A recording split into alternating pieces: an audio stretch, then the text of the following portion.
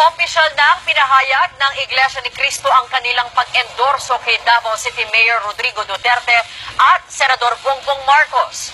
Pero ayon sa isang dating opisyal ng iglesia, hati na ang kanilang simbahan at hindi na nakakaisa maging sa pagpili ng kandidato. Nagpapatrol, Henry Omaga Diaz.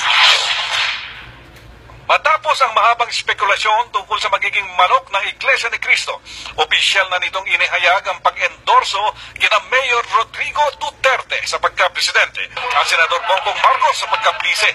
Ito ay nilalaman sa mga sample ballots na pinamamahagi sa mga miyembro ng INC at ipinalita ng Eagle News na pag-aari ng simbahan. May inendorso ding 12 senador ang INC. Magugunit ang lahat ng presidential candidates ay nagtungo mismo sa headquarters ng INC para makiusap ng suporta kay Executive Minister Eduardo Manalo. Pero isang dating mataas na opisyal ng iglesia ang nagsabing hati na ang simbahan ngayon. Ayon sa tiniwalag na ministro na si Joy Yuson, hindi na nasusunod ang endorsement ng pamunuan. Samtahan ninyo ang abuluyan ngayon sa loob ng Iglesia ni Cristo. Puntahan po ninyo ang mga sumasambang kaanib sa Iglesia ni Cristo. Maraming kaanib, hindi na po sumasamba. Mga nasa pananalapi, hindi na po tumutupad.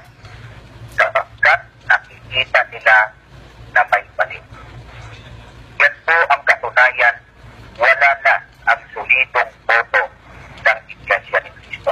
Ayon pa kay Yuson na malapit na kalyado ng tiniwalag na si Angel Manalo, meron pa mga pagkakataon na na-endorso ang isang kandidato, lokal mano nasyonal, dahil sa kapalit na pabor.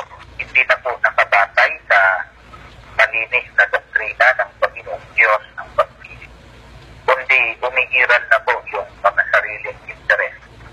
Ang tumanggap ng tubol, tumanggap ng salapi, sa kandidato. Pero ayon sa tagapagsalita ng INC na si Edwin Zabala, walang basihan ang sinasabing pagkakawatak-watak ng iglesia. Binigyan din ni Zabala na natiwalag na si Joy at nangangarap lamang na alam niya ang nangyayari sa loob ng simbahan. Dagdag pa ni Zabala, desperado na ang grupo ng mga tiniwalag na ministro pati ang mga backer nila.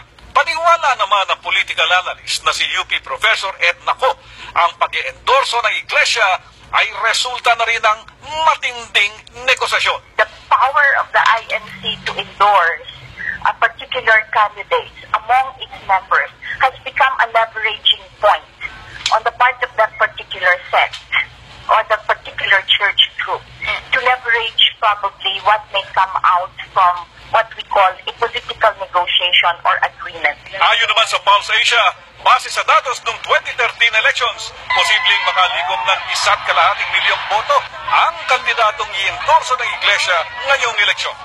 Henry Omaga Diaz, ABS-CBN News.